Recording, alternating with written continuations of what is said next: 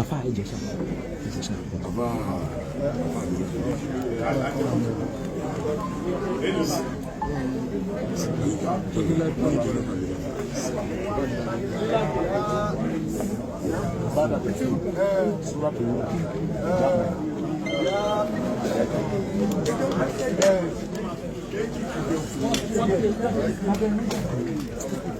صلوا على النبي الكريم صلوا على النبي الكريم صلوا على النبي الكريم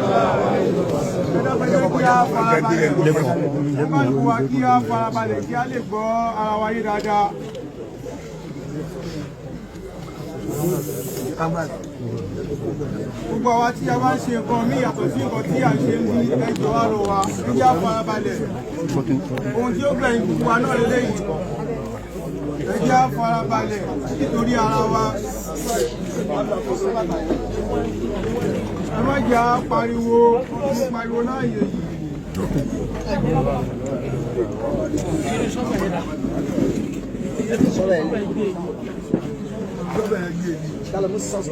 Sisan sọ alaranti ni so wa n to si ni ẹfi blade gbé mẹ yẹ.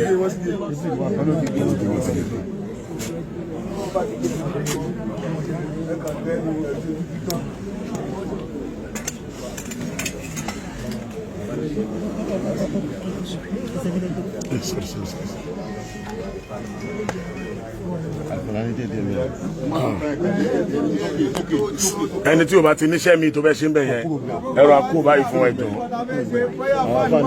àṣẹrí ẹni tẹ́ bá kú yẹpẹ ẹni máa padà ṣe yẹ ọ̀dẹ́ ìkọ́ bọ́sì tà lọ́wọ́ sí.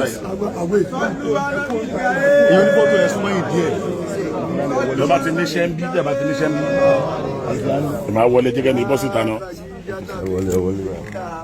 ẹ bọ́ sẹ́yìn. Khadija ọmọ Hawa orúkọ ẹni ìjánu ẹni òṣìṣẹ́ ẹni bẹ́ẹ̀ tó tí wọ́n bá ti dé àyè táwa yìí ó ti di ọmọ kékeré àtijọ́ jẹ́gbẹ́. Khadija ọmọ Hawa gẹ́gẹ́ bó ti já sí pé ẹ̀dá ò ní wà láyé kó má nípìlẹ̀ ìpìlẹ̀ gbogbo wa náà ni Ádámọ̀ àti ìyá ńlá wa Hawa lábínú Khadija ọmọ Hawa. Ayé lọ́jà ọ̀run nílé rántí bó ti lólé ayé o rántí gbogbo ohun tó gbélé ayé ṣe rántí bó ti lu àsìkò ẹ rántí bó ti lu ọdún rẹ. èyí tá a mọ̀ mọ́ ẹ náà ni pé o gbà ó sì yẹ dọ́kàn pé ọlọ́run lọ́lọ́run ó gbọ́kànlé nǹkan míì lẹ́yìn ọlọ́run wàbí Muhammad nabiyya wa rasula.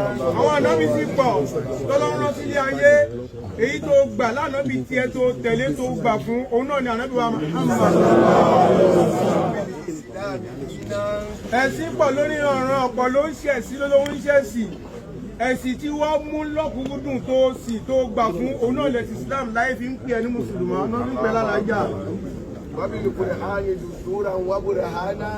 Ìwé pọ̀ tọ́lọ́run fi rán àwọn ànábì wa tí wọ́n wá sílé ayé. Ìwé tó gbà fún tó ní gbọ́rọ̀ rẹ̀ kí o má tẹ̀lé náà ní sọ wípé Ọlọ́run sọ báyìí kó má ṣe ohun tọ́lọ́run sọ òun náà l'Al-Qur'ani. Khadija binta Hawa. Khadija ọmọ Hawa. Khadija binta Hawa. Khadija ọmọ Hawa bí tí ń já sí pé Hawa ló bí gbogbo alápapọ̀ ìyá gbogbo wa ni. Olówó ló jẹ́ ni, ọkùnrin ló jẹ́ ni, olóyè ló jẹ́ ni, president ló jẹ́ ni, ibi tó ti wá náà ni Hawa. A ní o má gbàgbé ẹni bá sùn ni wọ́n máa ń jí wọn kì í jí ẹni tó kú ọrọ̀ rántí wo ti lólé ayé o. Alẹ́ ìtò gbà tá a mọ̀ náà ni pé o gbà ó sì yẹ dọ́kàn pé ọ̀kan ṣoṣo lọ́lọ́wọ́n bá ó pọ́lọ́wọ́ méjì o. Ó ń dán ó ń sùn ó kù díẹ̀ káàtó ànábì tó gbà pé o lè fi bí Ọlọ́run náà lálọ́bì wa Muhammad. Ó ti torí ìṣòro ó ti torí ìdààmú kí o wá lọ fi ẹ̀sìn sílẹ̀ kó máa ṣẹ̀ sí orí ìsìláàmù òun náà ló kú sí ìsìláàmù ló gbà lẹ́sìn. Al-Qur'ani yìí ló gbà fún o jẹ́ ìyá gan bẹ́ẹ̀ la àmọ́ ẹni ìyá ìwé àmọ́ ẹni ìyá kíyà alájà la mọ̀ ẹ́ sí nígbà tó wà láyé ó tún kú sórí ẹ̀sìn ìsìláàmù náà ló ṣe tó fi kú o. Ibùdójúkọ rẹ tó máa ń kírun gbogbo àmì ìwò tọ́lọ́run fún ẹ nílé ayé tòun ti bó ṣe pọ̀ tó náà ó yẹ ó gbò ó sí lọ́hun tó fi jáde láyé ni ibùdójúkọ náà ni Kaaba. Ọlọ́run o ìwọ ló dá Khadija ọmọ Hawa ẹnì kọ́kọ́ ló dá o. Gbogbo ohun tó gbogbo jíjẹ mímu ẹ̀ nílé ayé ìgbòkègbodò rẹ̀ níná lílo rẹ̀ ìwọ ló ṣe é fún Ọ̀ṣun kọ́ ló ṣe é fún Ọya kọ́ ló ṣe é fún. Ẹni tó bá dá sílé ayé àwáyé lọ ò sí gbogbo ọlọ́wọ́ sílé ayé gbogbo náà la máa lọ. Ọjọ́ rẹ̀ ló pé Oṣó kọ́ ló pàdíjà Àjẹ́ kọ́ ló pàdíjà Èmèrè kọ́ ló pàdíjà àwọn ológun sọ́dọ̀. Ó ti wá kú táwọn gbà kó kú yìí nínú Ìsìlámù ó sùn ni ìwọ náà ló tún padà jí ló padà jí dìde lọ́jọ́ gbìyànjú àkíyámọ̀. Ìta rẹ̀ là ń sọ yìí ìpàlájà ni kì í ṣe ìyá àgbọn èyí tó yé wa ta mọ́mọ́nu ṣùgbọ́n kọ̀ọ̀kan rẹ̀ ó yí wọn lọ́wọ́ o. Bá a ti mọ̀ táwọn wíjáde tí gbogbo ayé ń gbọ́ pé ìyá rẹ̀ nìyá wa alájà ni kì í ṣe ìyá àgbọn tó bá já sí pé bẹ́ẹ̀ náà lórí lọ́dọ̀ rẹ̀ Ọlọ́run. Ẹ̀san tó máa fi ń sọ̀wọ́ ẹni rẹ̀ táyé fi máa ń mọ̀ tó bá kú láyé tọpẹ́ ni rẹ̀ lágbájá yìí Ọlọ́run má fi dùn yá wa Khadija. Ọlọ́run wa ló ṣe sọ bẹ́ẹ̀. Tó bá wá já sí pé ojúlẹ̀ dá ń wò Ọlọ́run lórí inú ẹ̀dá ò ní mọ̀ ní rìn kórí ó má mì a kì í mọyán ọdún kó má di kókó kò sí bá ti fẹ́ mọ̀ dí fọ̀ láyé kó má rùn o a lè mọ̀ wẹ́wẹ́ ká má fara kó mi tó bá ní àṣìṣe tó ní àmọ̀ṣe tí Khadija ọmọ Hawa'u ṣe lọ́dọ̀ rí Ọlọ́run. Fa'fu anha wa tajawaz an sayyi'atiha. Àforíjì rẹ̀ àánú rẹ̀ lèyàn fi ní kẹrẹ̀ ọmú sí lọ́hùn kọ́ o mo mọ̀ àwẹ́ gbà kọ́ o mo mọ̀ ọ̀run kíkọ́ o Ọlọ́run jẹ́ kí Khadija ọmọ Hawa'u lọ́jọ́ ránú rẹ̀ gbà. Ilé àkọ́kọ́ leléyìí lẹ́yìn ìgbà tó ti papòdà tó ti pafùrọ̀dé tó ti ń jẹ́ orúkọ àjẹ́rọ̀run àbẹ̀gbé Ọlọ́run má fúnlẹ̀ sàárè mọ́.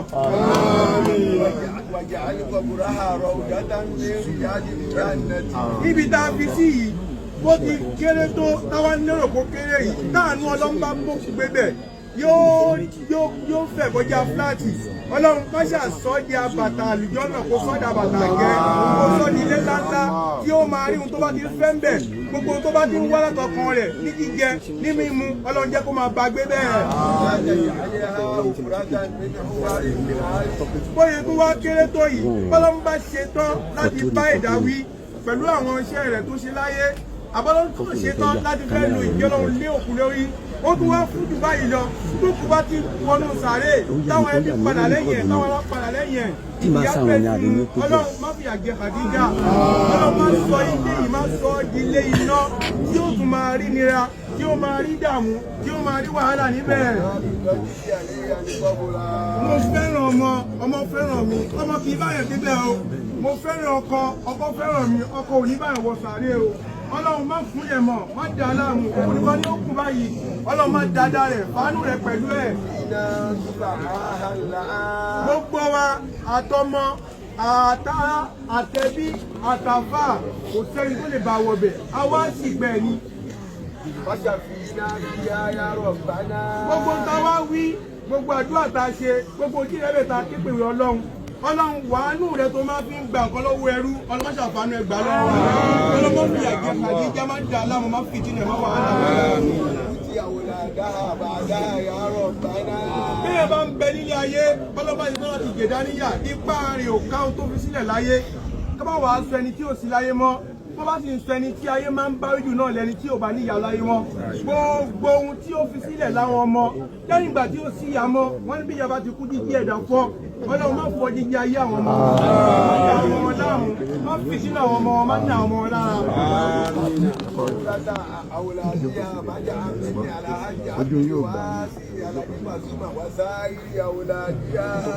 gbogbo èrò ẹ̀dá èrò ayé náà ní pé ìyá Paso òun náà ló ṣùpá Paso òun náà ní kúnbẹ̀ náà lọ́wọ́ dé ògbó ẹ̀ mọ́ ìyá Paso ti wá kú báyìí ọlọ́run wá wọlé bí ìyá Paso ti wá kú ìwọ́lá gbálùkùrá ní òkú ìmọ́lẹ̀ rẹ̀ ọlọ́run òkú ògbó Paso ọlá Paso àti gbogbo àbọ̀ lẹ́yìn ẹ̀ ọlọ́mọdé owó ọkùn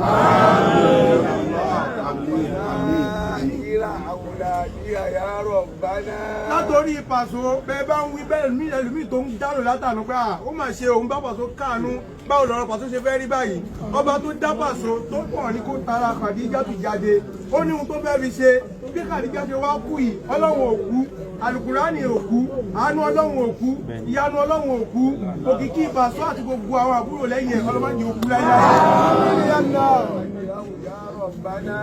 bí ẹ bá ṣe bá ti ṣe èyí òun náà ní ládàá ó lẹ́san tí ó gbà àtọkùnrin wa àtobìnrin wa tá a fi fẹ́ tọ́lọ́run lára Paso tá a fi ṣe ohun tá a ṣe èyí ọlọ́mọdé wa ńlá dá o.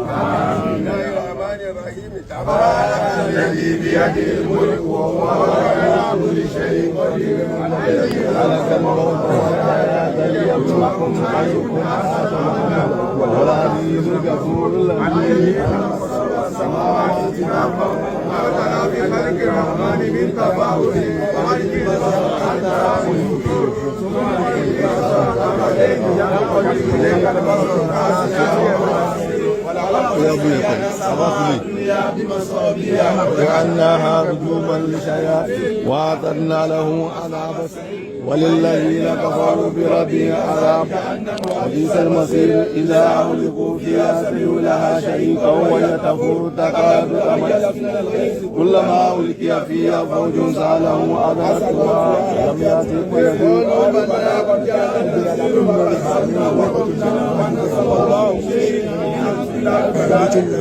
وقالوا لو كنا نسمع أو نعقل ما كنا في عذاب السعير واعترفوا بذنبهم فسوقا لعذاب السعير إن الذين يخشون ربهم بالغيب لهم مغفرة وأسروا قولكم أو جاروا به إنه عليم بذات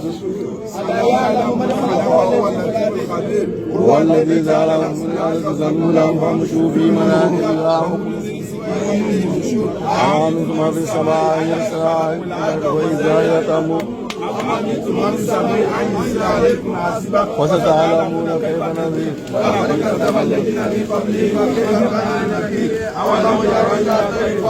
صفات tànìyàn tó nídìí ẹ máa ṣàmì kò nídìí ẹ máa ṣàmì.